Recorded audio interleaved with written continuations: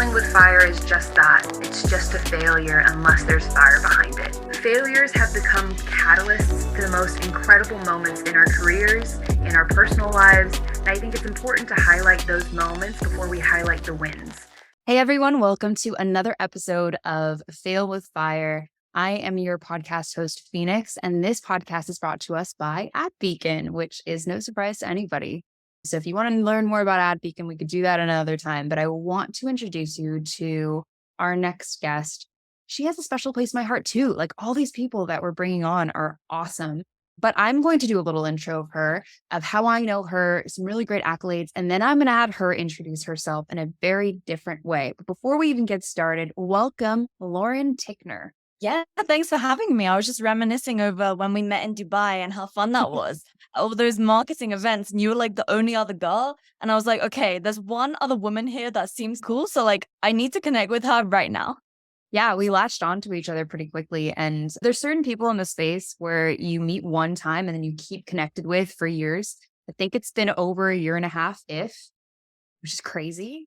So crazy to think about. But yeah, let me introduce you the proper way, the way that I see. So number one is I got to know Lauren before I knew all her accolades, which I'm going to announce right now. This chick became a millionaire before she's 23. She has her own, it's called Impact School.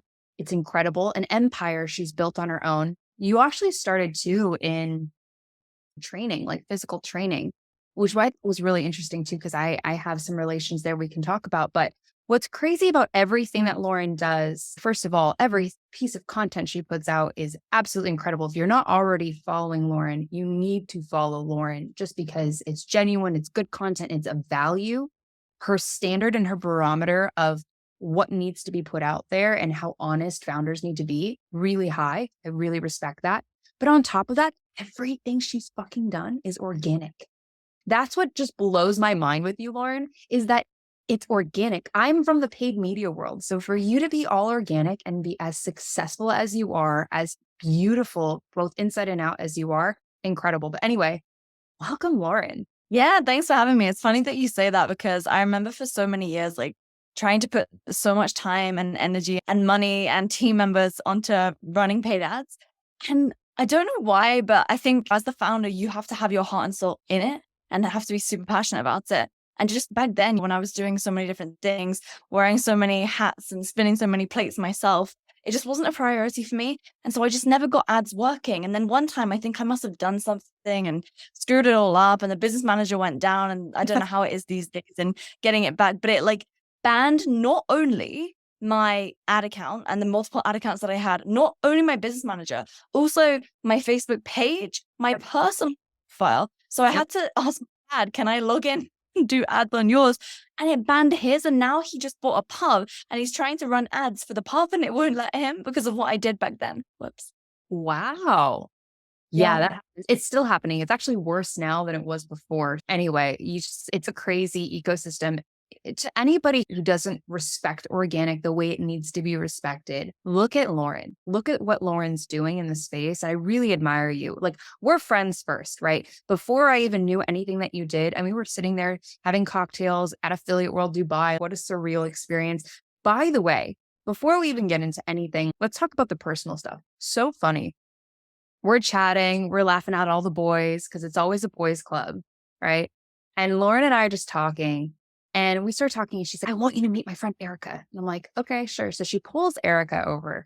I'm talking to Erica. She's awesome. Also incredible content creator, also a lawyer, big on TikTok. Great.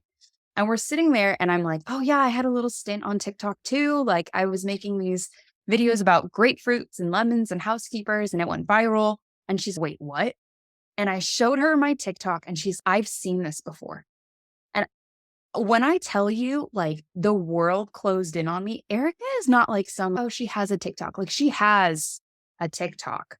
And she saw mine. We're in Dubai, of all places. And I'm from Moore Park, California. And you're seeing my TikToks. Like, the internet is so small. Great. Yeah, that was so weird. Yeah, Erica, in case people don't know, I think she has across social media more than 20 million followers. Something ridiculous. Yeah. Nothing. Like she's invited to the White House and stuff. Yeah. And it was funny because me and her, two people that love organic. And we're at this like ads mastermind with Nick. We're at Geek Out and they're talking about their ads and stuff. And we were just like, okay, whoop, this is going way over my head, but it was really fun. Yeah. And if you don't already know, not only is Lauren incredible at just like organic, social, and just being present, but she's also speaking at Geek Out. I just saw you recently spoke at a really incredible conference. What was that? Founders? Yeah, that was Founders. Yeah, with Gary Vee. That was cool. That was kind of scary. Tim Bird we added each other on Instagram, and I was like, oh, Tim Bird, like this is a cool crowd to be with. So Lauren's not yet. Ads guy. Yeah. Hey, you should go speak at one of his events. That was really good. Hey, I'm down. I think like just watching you rub elbows with the right people, and as a female in the space, like not to wave this flag around because of all people, I'm not that person. However, what I will say is, and I wonder if you agree with me, and maybe we'll do this as your hot take, but you were supposed to prep that, is it's hard being a female in the space, not for the reasons that everyone thinks. I think it's hard being a female in the space because I have to find other females that I think are like worthy of hanging out with. And it's not an ego thing. It's honestly just like it's just a motivational, I think, like parallel. And you have that. So I wish we lived closer together because I feel like we would hang out all the time, work out all the time. But even across, because you live in Dubai now. Are you still in Dubai? Yeah, right now I'm not there, but like I'm in South America right now. But yeah, like I totally resonate with what you're saying because it's interesting. I always think about who do I see as like a mentor to me. And I can't think of a single woman, like literally not even one. And so I was going to actually make a post earlier today, like who are some women that have 8 and 9 figure businesses that are like doing really cool things that I should be following. But I think anyone that is doing that, they're not really making content. They're more behind the scenes. But one of the things that always happens to me, and this happens all the time in Dubai, is like, I'll go to an event and someone will ask me, oh, so who are you working for? Or, oh, so who's your husband? And so it's just one of those things that you have to get used to, which is so frustrating. But that's when I think it was cool to finally meet with you because I also had no idea who you were when we first met. And then just from our conversations, I really liked your energy. And then when I started following you, I was like, oh my God, I love this girl. Like how, and it is a shame that we don't live closer, but that's also the beautiful thing about social because I literally feel like I'm talking to you every day because I always see your tweets. They're always at the top of my thing. So somehow Elon's trying to get us to stay connected. So that's pretty cool. Oh, no, it makes me so happy that you said that. And I completely agree. And maybe we'll do a whole other podcast about being a female in this space, which is also a very tricky conversation to have in general. And sometimes I want it, but in a safe area with people I know are cool. Awesome. And to your point of like women in the space, and we'll get into your failure because I love the failures, right? Somebody I think you should definitely look into meeting, and I will connect you to, which by the way is key. If you are in this industry and you are not connecting people to the right people, shame on you. Do better. And her name is Haley Pavoni. She used to be my client. She owns Passion Footwear. It's basically fashion, but with a P, and they're convertible heels. So you can take the heel off. Oh my gosh, you showed me that. You showed me that in Dubai. That's so cool. And she's always almost on the brink of just like completely collapsing. And then she pulls something out of her bag and she kills it. So recently she just went viral on TikTok and raised, I think, $300,000 and all this craziness. And she just kills it. And I'm like, okay. And she's our age. So I'm like, okay, we need to just get together. But there are women, we just need to find them. And if you're listening, please connect with us because we want a hub of people. Women, great. That's like a nice ad, but we like good people. That's it. Yep. So let's just dive in. The whole premise of this podcast is to talk about our failures. I fail all the time. And at this point in my life, I welcome it with open arms, as painful as it is, because I know that it is a catalyst for incredible things down the line. I know a little bit about your story. I don't know what failure you want to pinpoint today, but I would love to hear about a time in your life that you felt all hope was lost and you're just like down there, right? Raw. And what happened from that? And what was the fire behind it after? So there's really a couple things that come to my mind. I'll go with the first one, which was, so my background, as you said, was in health and fitness.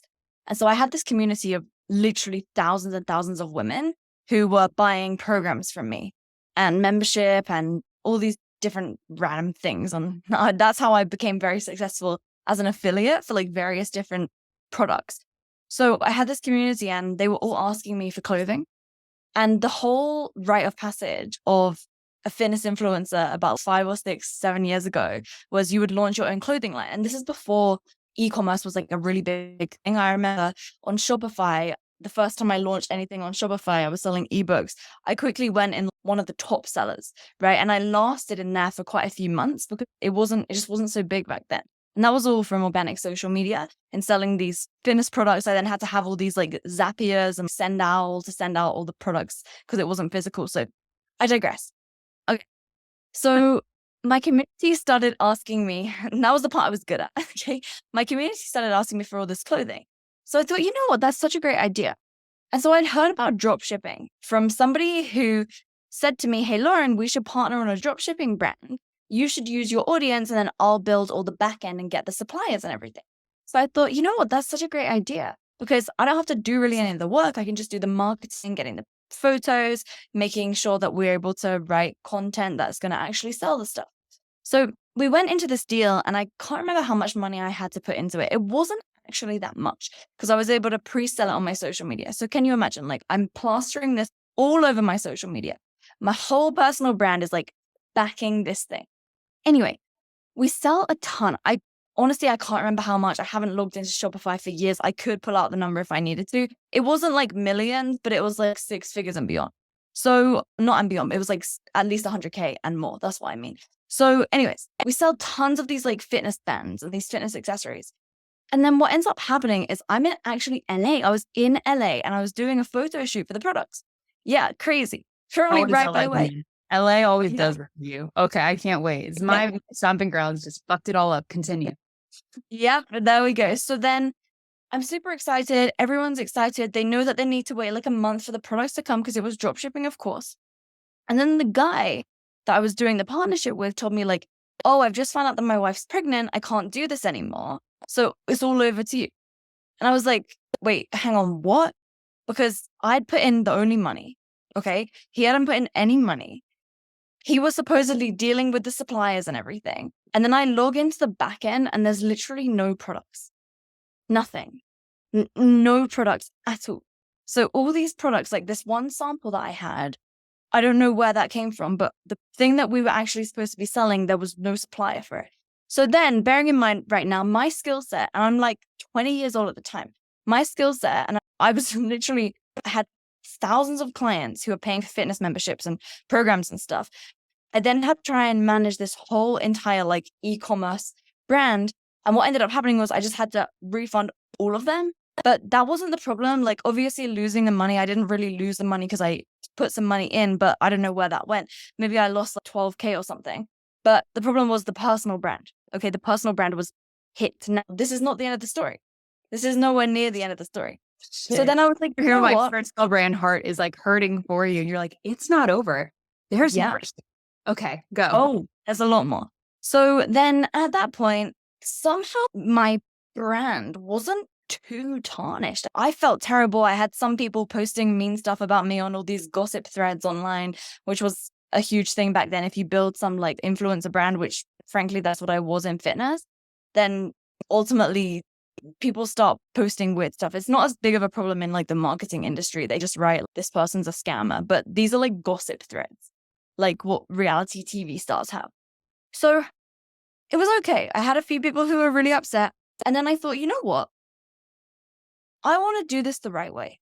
I'm going to do this the way in which I know I really ultimately wanted to do. I'm going to build my very own clothing company from scratch, find my own manufacturer,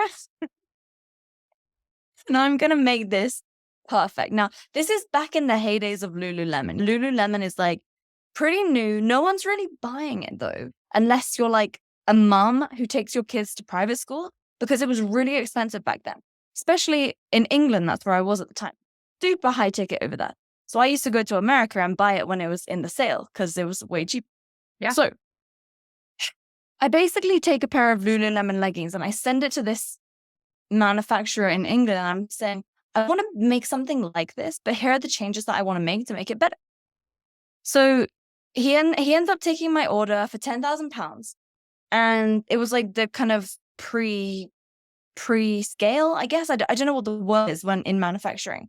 But essentially, you put down like a order quantity of 300 to 500 pairs of leggings. Yeah. Okay. Yeah. Your purchase order. Yeah, that's it. Exactly. Because I remember the first time I saw the invoice, I was like, oh my gosh, this is so much money. But hey, let's go for it. Again, bearing in mind, this whole time I'm running my fitness membership, my coaching, I'm doing training, I'm like killing it on that side of things. But I'm like feeling obsessed with this concept of making this clothing brand because it seemed cool. So I make the whole marketing plans. I literally pre-launch it again on social media. I start going ahead and sending out emails and everything. I didn't actually tell people to buy this time though. I learned my lesson the first time.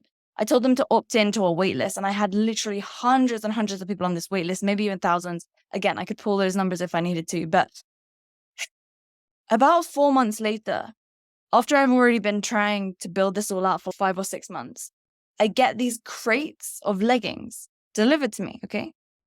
Literally crates. And I'm so excited. I'm like, yes, let's go. I had to sign paper. Yeah, go ahead. I'm like bracing myself for these crates. Like I'm just expecting like turtles to come out at this point, but continue. What are these crates, Lauren? The delivery guy comes to the door. I'm signing it so fast. I had to pay £200 of import fees, whatever. At that point, I literally don't care. And by the way, remember, I'm still like really young at this point. In the first one, I may have actually been 19 in the dropshipping story. In this one, I think I was 20. So yeah, I like grabbed some scissors, I opened one of the boxes, and all the leggings are there. And I'm like throwing them everywhere, like, hell yeah, this is so exciting. And I grab one of the pairs, like size small. I was really skinny back then. So I'm like, okay, size small, that'll be good. I grab one of the color ones and I put it on my leg, and I'm literally like putting it through my foot, and my foot won't even enter inside of it. It just won't enter into it. And I feel it inside, and I'm like, this feels so fleecy. By the way, these are supposed to be leggings that were made if you want to do like CrossFit, powerlifting, or any type of weights in the gym. And so I'm like, okay, this is weird. They're really small, but maybe I'm just like, maybe I gained some weight without realizing. So I grab a size. Maybe I gained some weight in my foot. My toe is too big. Therefore, it's wrong. Continue. Okay. Literally. So I grab the size medium, same thing, grab size large, and I can barely get it over my calves. And so at this point, I'm freaking out. So I go and look into all of the other crates. By the way, there's literally boxes. You imagine these like gigantic brown boxes just full of these leggings. And they're all the exact same. So I quickly grab my phone and I email the manufacturer, and I'm like, what the hell is going on here? And he just tells me, Lauren, there's nothing wrong. And I'm like emailing him back and forth for weeks, and he wouldn't listen to me. So I said, tell me your address and I'm sending you some of these leggings right now. I want my money back. So I send him some of them. It took me a year to get the refund. Okay. By the way, all of this is happening. Can you imagine trying to run a business while this is all going on? Like I was like the CEO, the head of social media, like the head of tech. I was the head of everything. I barely had anyone on my team, just a video editor. And so that was ultimately my failure, was going from doing something I was really good at, getting distracted with shiny object syndrome, thinking that this was a really sexy business model, but I should go down just because other people were doing it because it was cool. And then ultimately costing me a ton of money, time, but mainly stress. It was really terrible. So that's the failure. When you said, Lauren, I'm going to do this right, I'm going to do a clothing line, I wanted to shoot you and me together in a room when you said that. I get it. Okay, so I come from fashion. I know from the manufacturing supply chain standpoint how much of a mess. I worked in footwear as well. So like we'd get these samples and then I would try the samples on for a month because I had a giant foot, a man's foot. You're welcome. And I'd wear them. And then I'm like, oh shit, this is awful. So there's a process that goes. And I think what you're saying is, okay, I'm really good at X, Y, and Z. And you're really fucking good at it. But then you're like, I'm going to be really good at this too. You have this almost ego that you're like, oh, I'm good at this. So I'm good at everything. And then you do it and it hits you in the face so hard because you're at the mercy of your suppliers. You're at the mercy of so many other intricacies that comes with shipping, handling, and even that landed. You did it in England. So it's a little bit different. But if you were to do it in Vietnam or China and like what the cost is landed, and then there's mold, there's all these other things that could happen. We don't think about those things at 20, 19 years old. We think I'm a fitness influencer. I'm in a rec house and I need to make a clothing line. How much money, dollar-wise, would you say, how much money did you invest in this? the thing was that it isn't as much as you would think. If I was doing it now, it would have been harder, because the nice thing was back then it was just me. I wasn't hiring a full team. So if I had a full team behind this, like a copywriter, someone running ads, someone doing organic social, a video editing production team, if I was also had a supply chain manager and all this giant team, yeah, it would have cost me way more. But thankfully, I was doing it all myself. But at the same time, it just meant that I just burned through time. So in total, from both of these stories, the maximum I lost probably was less than 50K, which isn't that bad, to be frank, because I did this all right as I was dropping out of university. So I just took it as my real world business education that I saved in the money that I didn't invest in the university degree. But the thing is, like, 50K to you now does not mean what 50K meant to you then. Like, you just have to keep those things in mind, as you're on the other side of the failure. You have a fire in you that I've never seen before. You pushed forward. There's so many stories that there might be one I might bring up based off of what I've seen on social media from you. But let's just say, I remember I had $30 in my bank account. A $5 meal was expensive. So I would go to Whole Foods. I would get tilapia, right? You get tilapia. They'd cook it for free. And then I would be like, do you have any vegetables in the back? And I would flirt with the guys at the counter, because I'm like, do you have any vegetables in the back? And they'll be like, yeah, we have mushrooms. I'm like, great. Do you want to grill those for me? And then they would grill it. So my meal was like $2.50 every day. Okay. That's where my mind is at. Now at the point where I'm at, which is the dumbest thing, if someone's like, hey, yeah, it's just a $50 charge to park, I'm like, okay, yeah, cool. Your concept of money and time are skewed because you just don't care anymore. And you know that money you can make. There's like thing that just like flips in you. But something that you recognized is being a little too confident, I would say, in something that you don't know without doing your due diligence and expecting everything to fall in line is the biggest, I think, misconception a lot of kids have coming out of university that you were saying. Like, I'm going to make it. Totally. It's because I was killing it in the other side of things. And so the biggest thing was that I just got distracted, because if I put all the time and effort into what I had put into the clothing, into the fitness brand that I had, I could have scaled it way bigger, and any marginal gain there would have had exponential results. Whereas I was essentially starting from scratch. It's like when you're riding a bike up a hill, you have to get started from scratch versus you're already going. You just keep going a little bit faster with more energy inside of you. And you know what, man, I think I had to learn that though, because I think until then, anything in business that I touched would turn to gold. And I needed something to rudely awaken me, because I was just getting so distracted all the time. I couldn't even possibly imagine myself focusing on one thing for more than a year. And because you see people online, and this is what I used to see when I was younger, I'd see them doing all these different things, thinking they were super successful because they had a big following, for example. But I actually realized that most of them weren't making that much money, because, for example, now a lot of those people that I used to follow are actually clients of ours. And so I now know really where they were when they first came to us. So this is quite a turning point moment for me, in which I'm like, wow, if I'd have known everything back then that I know now, if people were just transparent ultimately, and you didn't just make assumptions, then I would have been much further ahead.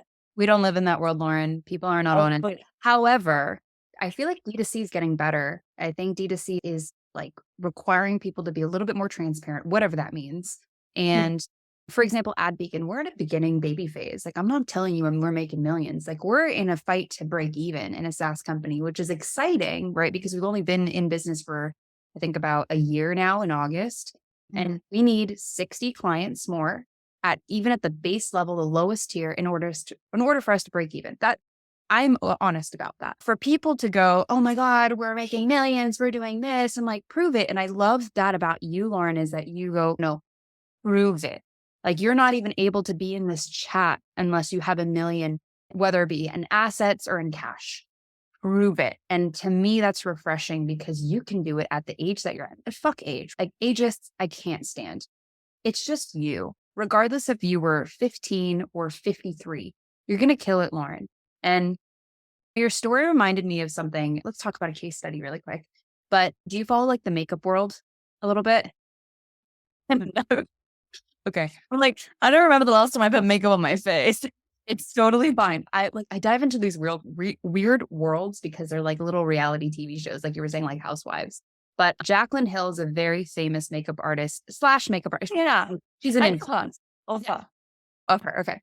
So Jaclyn Hill wanted to drop these lipsticks. She was like, I'm gonna create my own lipstick line. I'm gonna be great at this. And at the time, Jeffree Star was making hundreds of millions. Actually, his millions, yes, come from his makeup, but it's actually supply chain. Like he also stores, he has warehouses. That's how he makes it. I digress. My point is that she created these lipsticks. She dispersed them. They sold out in minutes, as every influencer does. These women were getting the lipsticks and they were getting like allergic reactions on their lips. There was metal coming out of the lipsticks. There was all this craziness. And she had to get on, and you didn't have to do this, thank God. Maybe you did, but you had to have that sad ass confessional video on YouTube. She's, my friends, I fucked up. Yeah, you fucked up because you didn't look at the samples, you cut corners, and she even admitted that she went to a manufacturer who cut corners because it was cheaper. And people now don't trust her with anything. You, luckily, your failure did not affect your personal brand to the degree of where it's at today. God bless America, because we would be without the Lauren Tickner that I see today, and thank God. But your lesson and everything you do with ferocity is incredible. Yeah. And I think I didn't have to do a apology video or something because I never actually sold the leggings. And also she has a gigantic following, right? I could kind of message every single person if I was selling them. With the fitness brand, I refunded everybody. So it wasn't too much of an issue. Yeah, it was painful. I had to go on my personal money to actually refund, but it was okay in the end. Lauren's modest. She has a pretty strong following. I think you have like upwards of 100 and something K on Instagram alone. So like you don't have, maybe not Jaclyn Hill status of millions, but it's still impactful. And I also think the people who are following her are a qualified audience. But I wanted to ask you a question, and you can tell me to go away. Something that you said really resonated with me on social, and it was in regard to your relationship. And you keep your relationship pretty private, and I respect that. But also like this metamorphosis of who you are as a woman in the space and like what you're becoming and what boundaries you're setting. And this weird idea that to be with someone when you're a female who's maybe more in the public eye and where you're at, to have a partner and what that balance looks like. And if you can even have a relationship. So I'd love to hear what your stance and your thoughts are on that. Yeah, I think for the longest time, I thought that if I was in a relationship, it would hold me back. In business, maybe felt the same because I was always someone that my balance now is much better than it was back then. I used to just work like 16, 18 hours a day, every single day, like every single day. Obviously within there, I'd go to the gym and train, but I'd listen to a podcast or an audiobook while I was doing that.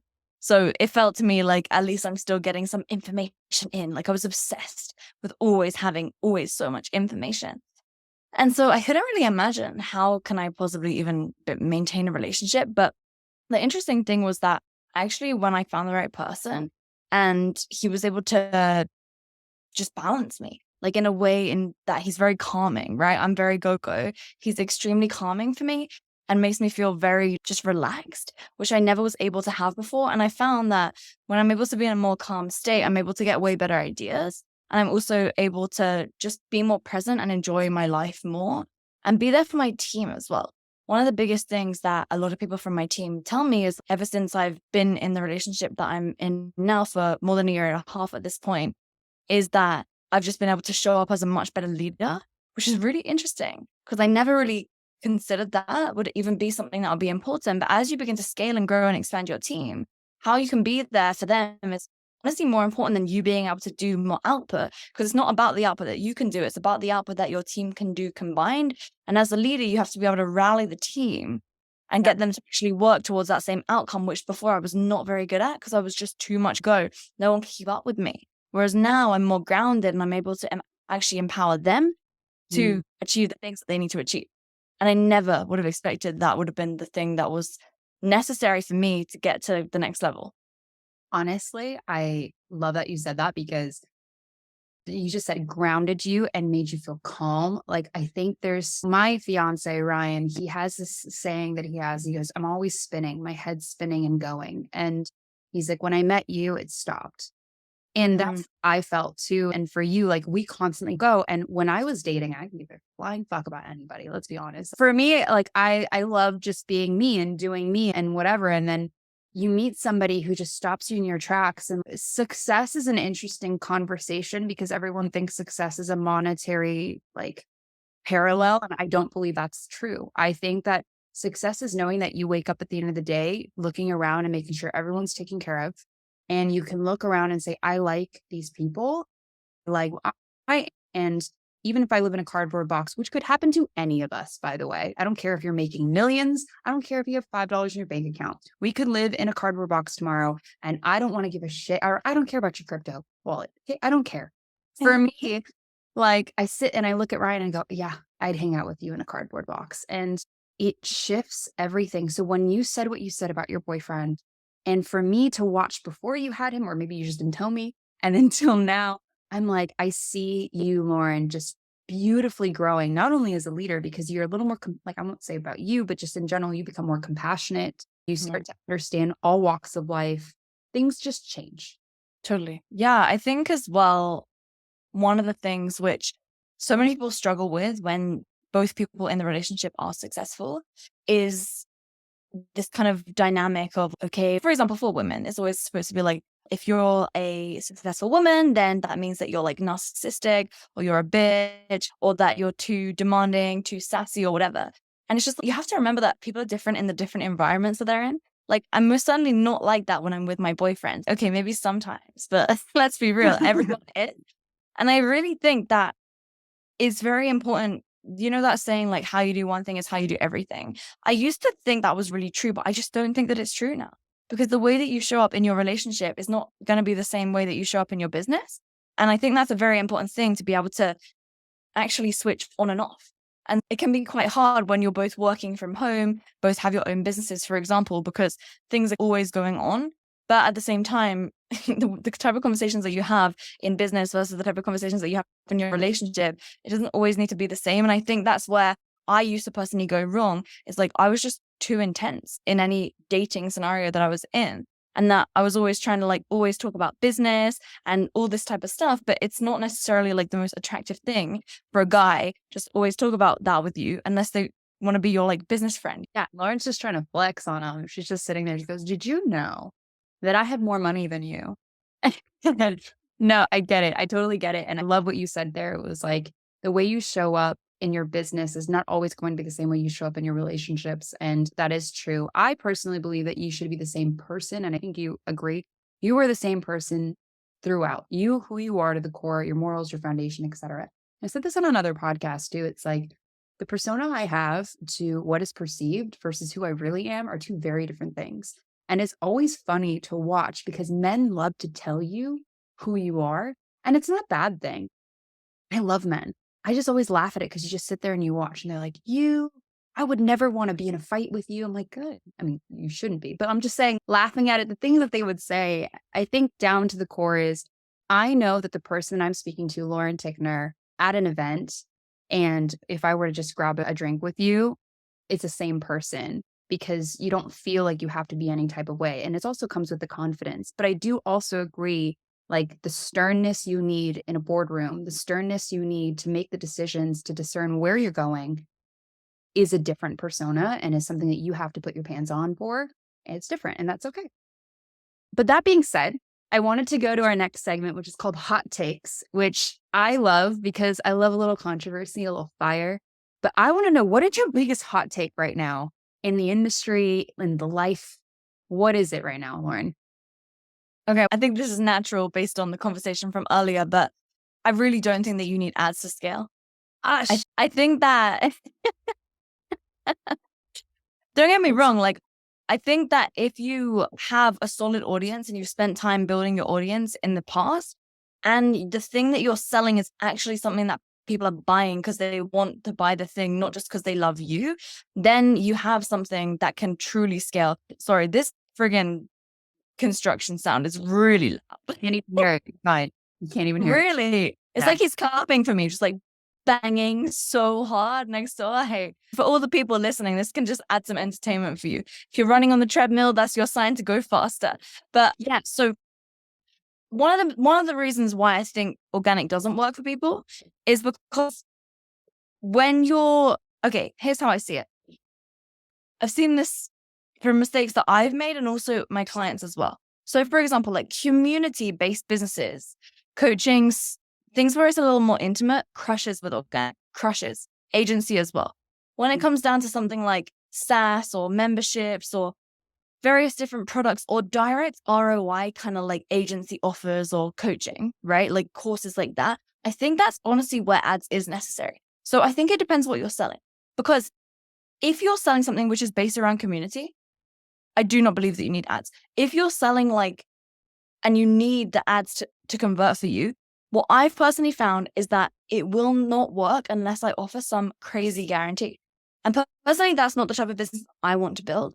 I would rather spend more time building my community and my audience than spending that kind of money that I could spend on getting my organic audience bigger to actually spend on the ads. Now, I will introduce ads relatively soon, like I was telling you, but I just don't think that you 100% need ads to scale and to grow, for sure. Okay. I counter you, and I also don't counter you. I love ads, right? I think ads is my special place, but I will tell you, you are right. And so number one, really interesting, SaaS. So for AdBeacon, we quickly realized that actually ads don't work for us.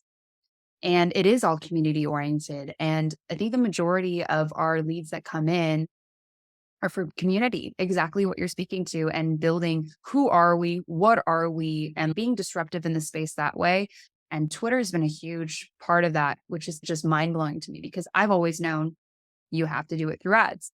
However, the power of organic, this is the second time we've said this, the power of organic should not be slept on because TikTok, I did a video on TikTok about a probiotic yogurt that sold out everywhere and went everywhere. They had to get 3 more facilities to make. And it's not just my TikTok that did this. It was like after mine, then a bunch of other ones came out and they're doing so well. I didn't get a dime of that. That was just me organically finding them and doing that. Same with these popsicles. There was an alcoholic popsicle that I tried that went viral and sold out every Target. There is power in organic. If any of you could run your business without spending an ad dollar, you would do it in a heartbeat. So before you shit on organic, look at Lauren and look at the way she's doing it. SaaS, I think, is a little bit different, but yeah, very interesting there. Now, what I wanted to dive in is, here's my hot take to you. Free trials don't work. I think, Interesting. yeah. Do you agree or disagree? Free trials don't fucking work. To be honest, I tried doing like a 3-day free trial ages ago in fitness and I canceled it because I didn't see the conversion. I legit see no conversions even now, but I can't comment. My experience is no bigger than that. But now we even don't do free sales calls. Now people pay to get on sales calls with us because you have their credit card info right there. You can just run the card and they've already put down money. So they already feel so committed. But continue, I'm intrigued. No, because people, exactly what you said, people value what they pay for. Like we live in an oversaturated world, right? Influencers, saturated. Like all of this is saturated. Same with free trials. Like everyone expects a free trial and they don't actually value it. So they don't use it. So to me, when we did AdBeacon in the beginning, we did a free trial. It was like a 30-day trial, something ungodly. Like why the hell did we do that? I don't know. But don't worry, none of you saw that. So it's fine. And the people who would sign up would never actually use the platform. Like they didn't even do the integrations. They never did anything. And I'm like, what the hell? So then we trickled it down a 7-day free trial. Still nothing. We weren't getting any conversions. I took the free trial out, Lauren. I made it that they had to do a demo with us and they had to pay immediately. And we went from like 0 to 100 so quick. And I'm like, what? This is really? And then when we took the free trial off, now people are like, so do you have a free trial? And I look at them dead in the eye. I'm like, we don't. We know that this works. And if things don't work out for you, I'm happy to give you a refund. But it works. And I truly, firmly believe that because somebody gave me a free trial recently. And I went, oh, thank you. And then I moved on. But if you're like, this is really good. And I'm like, okay, I need to buy it. Like, for example, this box water. Like, I will buy the box water, try it. And then unless you just give me this box water, it's just water. Because it was free to begin with. And why do I care? And like the idea in your mind that free trials work and they value your product as much as you do is a thing of the past. So that is my hot take, Lauren. Yeah, I think it makes sense as well. I wonder why so many SaaS companies are still doing that because I just signed up for something today with a 14-day free trial. And I was thinking like, why don't they just bill me right now because I want to buy it. I actually want to already pay right now, but there was no option to do that.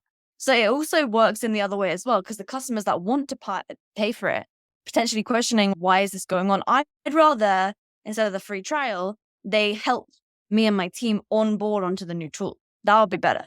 Yeah. So we have this thing where you don't get charged for 7 days. It's like the 7-day free trial, but it's not. But it's integration timeline. So we do white glove where we'll walk you through. We don't bill you unless you're integrated. So that's 7 days. If you're integrated, you get billed because you get to use it. And we get to walk you through the platform. We get to tell you all the cool things about it. But again, to your point, value. You will see value because your team will see value. Also, I believe that a platform is only as powerful, and even your programs and your platforms are only as powerful as its usage. Okay. So if you don't have usage, what the hell is the point? It's like the same thing with your organic social. If nobody's engaging with you, then you're just a gallery. Am I wrong? Oh my gosh. When I hear that, like, I don't know why, but it just brings like a kind of dirty connotation to What? It's like the girls that showcase their ass all day, which is fine. You do you, girl. Make your payments. By the way, feet pics, like a whole thing, a whole world we're diving into. I'm going to do a whole session on it. But yeah, the girls that just show themselves in a thong every day on organic social might have 2-3 million, and they don't convert when it comes to a product because people are not there to buy. except OnlyFans. Except OnlyFans. That's a different product. But yes, like it's just It so was many. interesting. I was just always thinking about OnlyFans because I don't know why these people don't just build their own website, like literally, like shop on Shopify or something, and just put their stuff in a membership. Because OnlyFans, I think, takes 10 or 20% of their revenue. It's a crazy amount. It's crazy. Why do they not do that? There should be like a Shopify for OnlyFans. Because imagine how you could make it easy for the girls to make their own business, and they pay a subscription and you make money on the payment processing. Look, I'm not in the business of selling pornography, but if I were, it would be similar to what you're saying. I think that it's distribution. I also get very weary when you're on an app. I think people forget that you're at the beck and will of an app. Like you don't own it, which is the whole point of why people that are on Amazon, yeah, you reap some reward, but your margins are out the door because of what they take off the top. So for me, I agree with you 100%. Lauren, you and I are going to create a website for feet pics. I'm trying to fund this wedding. I am still Chinese. I don't care how much money you make. I love to save every dime and penny. So my bridesmaids and I have a group chat going about feet pics. We all hate feet, which is like the best part of it all. And we found some like feet daddies. And I'm like, this is a great case study. Okay, so I have something to top that. So when I was in fitness, these people are going to still think I'm doing all this fitness stuff, but it's just these are good old days. These are the days when things were not quite so intense, but these were the days of many mistakes. So imagine this, okay? I'm at a dinner with my family and I'm in England, right? It's frigging cold. I'm wearing like tracksuit bottoms. Like you guys call them like, I don't know. What do you call them? They're like joggers. Yeah, joggers. Okay, so I'm wearing these joggers. They're quite tight though. They're like the stylish ones. And this like fluffy jacket. And I'm sat next to my dad and I get this DM. And by the way, I get a lot of DMs every day, but this was a different kind of DM. I showed it to my dad and I was like, oh, look, somebody wants to pay me for a photo of my calves. Okay, so obviously before I was always posting squats and deadlifts and stuff like powerlifting, not like sexy ones. Calves. You need to talk to Nick about this. Continue. Okay. I get this DM and my dad just frigging grabs my phone and he's, oh my gosh, this is so funny. And so he goes down to my frigging calves and he's like, show me your calves. And so I like pull up my jogger and we send a picture of my left calf to this guy in DMs. But, no, sorry, hang on, I missed the critical moment. My dad texts him first saying, how much? And the guy replies saying 10 pounds. And my dad says, no, too low. And he replies 15 pounds. And my dad says 20 pounds and it's a deal. And then the guy PayPal'd me 20 pounds. When it hit my bank in the PayPal, that's when my dad took the photo and sent it to him. And then right after we sent it, the guy replied and he was like, I thought I was going to get both calves. And he was disappointed. He had buyer's remorse. Yeah, it was There's crazy. remorse. The fact that your dad negotiated a picture of your calf, not even calves, for 20 pounds. I need your dad because one of my friends, she's freaking genius and we'll round it out with calf talk. But we were talking and we were all sending pictures of our feet, right? Awful. Like one of my friends throws Chinese food on the ground and is literally stepping on it in slow mo. I'm freaking crying laughing. And then my other friend, she sends me a blurry photo of her feet and she goes, tell them we'll unblur it if he sends the money first. I'm like, fucking genius. Like, how do you not think it? So anyway, back to the point is, if there's anything you take away from our podcast today, it's the fact that Lauren sold a picture of one calf. She's at least worth 20 pounds and she can send you the PayPal receipt to prove it. Okay. Okay. But that being said, That's true. Lauren, I'm so grateful you came onto the podcast. Like, it's an honor. And I think it's one of those things where you find good people and then we're able to just have a conversation with you through technology that makes it even better. But that being said, can you tell everybody where to follow you, how to follow you? We're going to have everything also in the bio in the podcast, but spout it out. Yeah, just Lauren Tickner on every social media. I'm literally on all of them, not OnlyFans. If you want some carved photos, I'm afraid I don't sell that on the internet anymore, sadly. It was just a one-off, special time only. I should have made a special bonus deal because of the fact that this is a one-time only offer. Damn it. I could have had some order bumps in there as well, but missed my chance. So yeah, Lauren Tickner on any social media, Laurentickner. You'll find me. And this has been really fun. Thank you for having me. I hope people enjoyed it, even though it was random and loud as hell. These bloody construct. How rude are they? Do they not know I'm recording a podcast right now? So rude. I don't think they're just waiting for calf pictures. And if you use code FAILWITHFIRE20, then you'll get 20% off of all calf photos that she no longer sells on her website because she doesn't do it on OnlyFans. She'll do laurentickner.calves.com. But that being said, I'm so grateful for you. And yeah, we can't wait to have you on again if we have another season. But have a great day, guys. I hope you got your pump in. I hope you burned some calories. And if you have a chance, go check out Lauren's 8,000 pack. She's so ripped, I could wash clothes off of her body. So if you don't look like that by the end of your workout, work out harder. Bye.